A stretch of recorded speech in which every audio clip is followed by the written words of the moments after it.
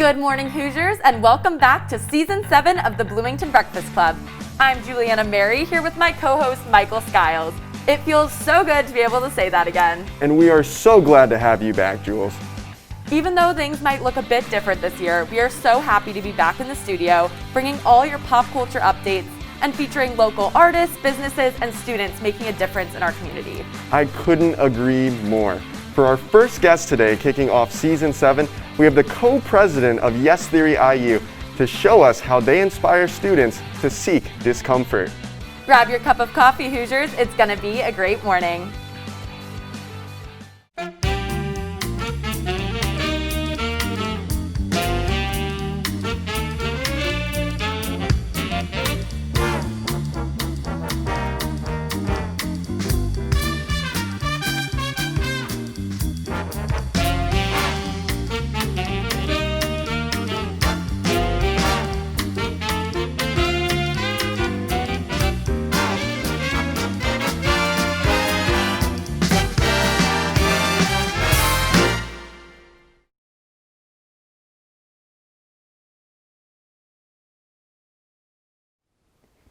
In the studio today, we have Dakota Johnson, co-president of YesTheory IU, the club seeking to get people out of their comfort zones and encouraging them to say yes to new experiences.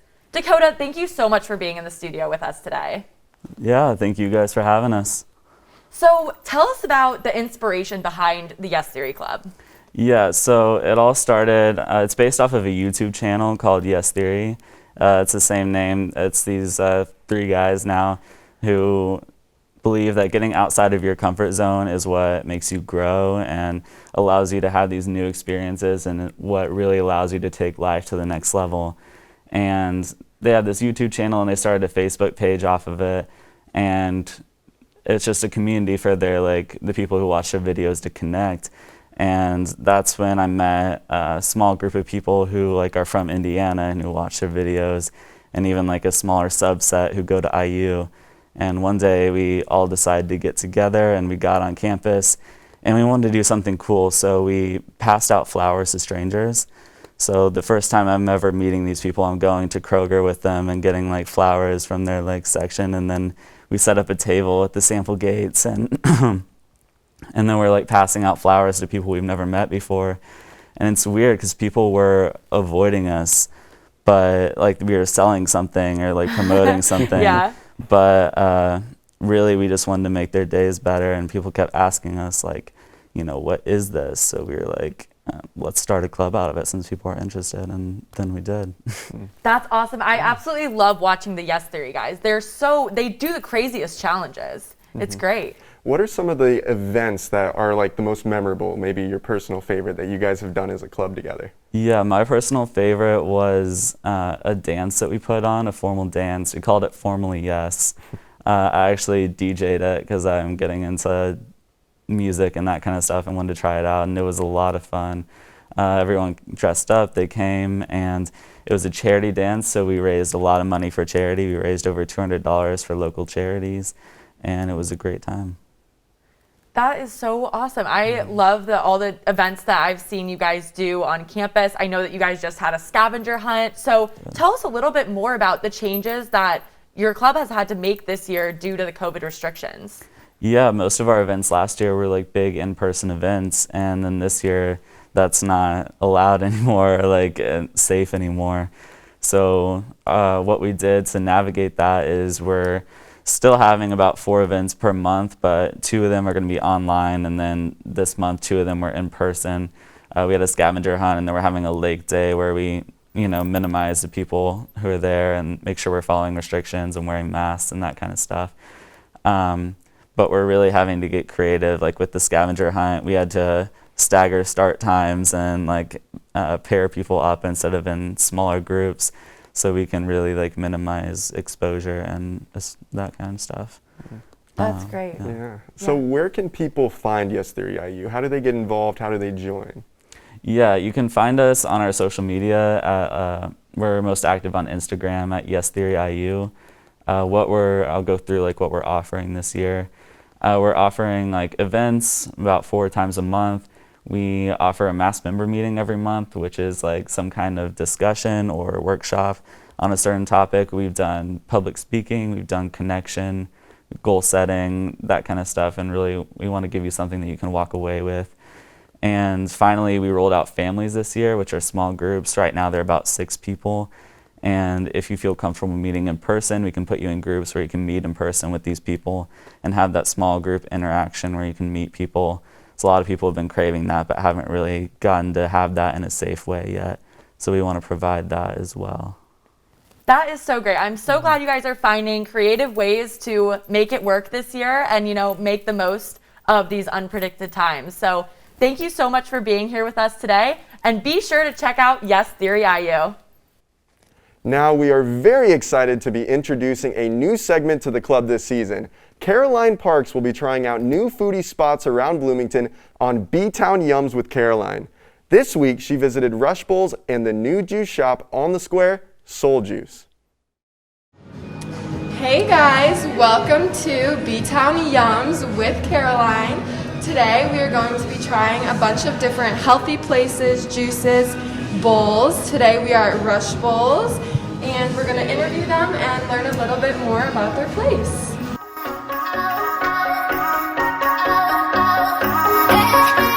Okay, we are here with Carson at Rush Bowls. He's going to tell us a little bit about the place and just why he likes working here.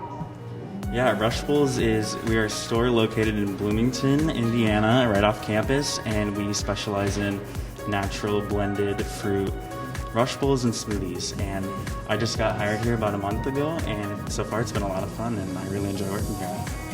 That's really awesome. Is there anything special about like the type of bowls you guys make? Yeah, like I said, they're all natural fruit blended. We do special add-ins. We make our own peanut butter here.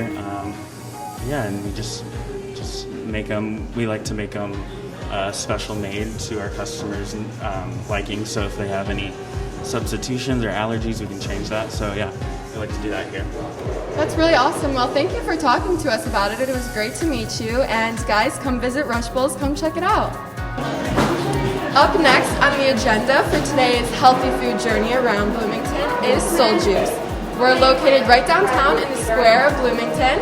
So let's talk to an employee and learn more about it. We are here with Julian, one of the owners of Soul Juice, and if you could just tell us a little bit about the place and what you guys do. Yes, here at Soul Juice, we're just trying to offer a little bit healthy alternatives to what is here on the square and in Bloomington. We are a 100% all organic, fresh squeezed juice bar as well as smoothies. We get our fruit and fresh freeze it ourselves. We're just trying to, offer a lot of healthy alternatives and substitutes to what is out there, and also educate people on the benefits of eating fruits and vegetables. That's really interesting. I love that. Hope you guys enjoyed the first week segment of BTown Yums with Caroline. See you guys next week when we try something new.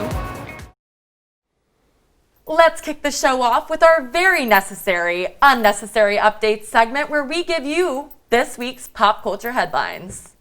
To start off, the story that I found was that security dogs are being trained to sniff out the coronavirus, and they're using it in Finland, specifically in the Helsinki airport, where several studies have shown that the dogs can not only smell the virus with almost 100% accuracy, but they can even detect the virus before symptoms are present. Wow, talk about man's best friend. Come to save the day. I know. And I'm thinking here, like, wow, dogs are, first of all, incredible. And also, how can I train my dog to do this? Because I am so tired of getting tested with having to spit in the little vial thing. Like, I just feel like having a dog, like, smell me would be so much better. I mean, they can, like, smell, like, other diseases already. I mean, they can smell cancer in some people. They can smell, like, other drugs in the airport. So I guess I don't really have a reaction to this, not gonna lie. I love that they're being able to find different ways to do it, and in such like an efficient way. I think that it's awesome. Yeah, and it's like, who would have thought dogs? You kind of think coronavirus is so much more of a sort of like technically medical sort of thing, and yet here we are bringing in dogs again to figure things out and to help us and get us out of a tight bind. But in other airport news, an Australian airline, Qantas, flight to nowhere actually sold out in 10 minutes. Now, I'll provide you some context on this. The flight to nowhere takes off from one airport and lands at the exact same airport. What? It's a 7-hour flight. Why? People miss flying. What's the purpose of this? Believe it or not, people miss flying, and it's a low altitude flight, so it goes over like I think it's called Ululu Rock and like a reef and all that, and they just kind of get to look out the window and be in like coach seating or first class. And I think it really represents the demand. This is pointless. It is wasting carbon. No, good point. okay. That is a good point. I was not going in that direction. I miss flying though. I miss being able to, like, that feeling you get in the airport, like when you're like getting all your bags ready and everything, and you're like so excited to go somewhere. And then the plane is like the best place because you have the ultimate excuse that you can't really like respond to anybody. You like, have to go someplace though. Like, yeah, there's no end destination. The arrival and back in the same place would be a bit disheartening, but like at least and it's you're sold getting to out. fly. How much would you pay for a trip like that? Asher, probably nothing. I wouldn't pay for it. How about you? Yeah, that's where it gets a little tricky. But like 7 hours of just like peace, like excuses to just do whatever, like relax, like. Honestly, that's worth something, but for me, I probably wouldn't pay that much. I'm sure people are paying crazy. It's $575 for the lowest ticket, I believe, Oh, wow, and that's in coach, stats. and then $2,700. So you get your own flight, but Wow. Yeah. Wow. Yeah, the first class would be quite the expense for just to go absolutely nowhere. Exactly. But I guess 7 hours, there you go. So. The next headline that I found was that Lizzo has landed her first Vogue cover saying, "I want to normalize my body." And it is so glamorous, so old Hollywood. She's in this red dress. It just is so classy, and I feel like is putting such a great message out there. I feel like we haven't heard from her in a long time. Like, I haven't seen her in the news. I haven't heard music from her in a while. I kind of like was thinking that she had like her moment, but I mean, I saw the cover. It is gorgeous. It's a great message. And she looks great, so maybe this will be like something to, promote her new album, promote some new singles coming out. Yeah, she's actually the first ever plus-size Black woman to be on a Vogue cover. They've never had anyone else. Good for her. No, never. I know. I was shocked to hear that, but yeah, I just think that it's so awesome what she's doing for so many different people, and the fact that Vogue is noticing that, and just the way that the cover is framed, it's just so focused on her. And she looks so happy, and I just love the styling that they did with it. I think it's awesome. Now, shifting gears a little bit here, there's a big debate, right, on masks, anti-masks, but I think this one falls in a really gray area as far as that goes. So a man in England actually boarded a bus with a live snake around his face, using it as a face mask. This is just simply unacceptable. Like, we need to do better than this. Wouldn't it like strangle him though? Well, I guess it was his pet, so it was like crawling around the bars and the handrails, and other people on the thing, like, people in London, they just saw that and they were like, they chuckled, they laughed. They're like, oh, you don't see that every day. And you certainly don't. That is crazy. And I think that there's a reason why we don't see that every day. Like, we shouldn't be seeing that every day. We should not. Like, I just feel like what happens when the snake decides it doesn't want to be a mask anymore and it starts crawling away and then interfering with other people? Like, personally, I would need to get off the bus. Like, that is just, I actually do kind of like snakes. Like, I think that they're kind of interesting, and like from a distance, it's like cool, but I just feel like as a face mask, it does not exactly serve the purpose. Yeah, I don't think it'll protect you against COVID, personally. Well, that's I the thing. personally Health don't officials really know. did come out and they said that using snake skin, especially when it's attached to a live snake, is not effective when Understood. trying to protect against COVID. So. But I will say, I'm sure that everyone wanted to stay away from him. So, like, I think that it definitely did the social distancing purpose, at least. Well, in news that is not snake related, Ellen DeGeneres returned to the air for the first time since allegations of a toxic work environment at the Ellen DeGeneres show went public over this past summer. She said in her first monologue that she was extremely sorry and that she made the necessary changes and that they're starting a new chapter. Wow. Yes, I think that definitely with cancel culture, as some would call it in today's society, I think it is important to give people second chances and really see them follow through with making these changes that society is demanding. I think that, honestly, power to her for coming back and being bold about it. Especially because the world hated her. I mean, Yeah. Ellen is Mean, I think, was the #1 trending thing on Twitter for 3 days straight. Wow. So, I mean, I can't imagine, especially during COVID, how hard that would have been on someone. But, I mean, celebrities are people too. So, I agree. I agree. Yeah, for sure. I've been hearing about it all summer, honestly, the whole Ellen thing. And I was also hearing that like James Corden was going to possibly end up replacing her. So it's kind of nice to, I mean, I don't know how that would have worked out, James Corden having his own Ellen-esque show. So he just came out and said that he wasn't planning yeah, on he's ever not going replacing to her. now. Yeah. Just I feel like rumors. no one can truly take her spot at this point, and I think that she can serve as a great example to other celebrities that you can come back from being canceled. You can, make the changes and show how you can be better in the future. And she had Addison Rae on her show on Friday. So I think that she's moving towards new audiences and moving in the right direction. So Agreed. power to her. Yeah. Asher hit the streets of Bloomington to find out what Hoosiers think about these unnecessary updates. Let's take a look. Hey Hoosiers, this is Asher Michelson, TBBC correspondent here, live on the streets of Kirkwood. Today we have a new segment of Asher Asks for the new season of TBBC. We got some fun topics to talk about today. Let's see what people think. In the news recently, Lizzo just became the first ever plus-size black woman to ever be featured on the cover of Vogue. Some people say that it's almost absurd that it's 2020 and we've never had a plus-size black woman on Vogue. What are your reactions to this? That was my genuine reaction. That's the first time. Really? Yes. Great. Love that. Why do you think it took him so long to feature someone like that? Not to be that way, but white people run this place. So they write history, they write everything. So Yes! Probably because of how our society is and how it's been. But this year has been a year for change, and I think Vogue wants to utilize that to gain momentum and kind of use Lizzo as a catalyst to get the support of all the people that are favors of the Black Lives Matter movement. Dogs in Helsinki can now sniff out Corona. Would you want a Corona sniffing dog? Yeah. yeah, Yeah, I love dogs. Why specifically a Corona sniffing dog? because it's everywhere. It's a good Yeah, alarm. They don't know if I'm positive or negative. I guess so. I would like a dog in general. I mean, we already have dogs that sniff out drugs. I would love to have a dog that sniffs out COVID as well as drugs. In the UK, a man was arrested for using a python for a face mask on a bus. Would you ever use a snake to prevent the spread of COVID? No, that's not my thing. I don't mess with snakes. I feel like, I don't know if it's like can you breathe through a snake?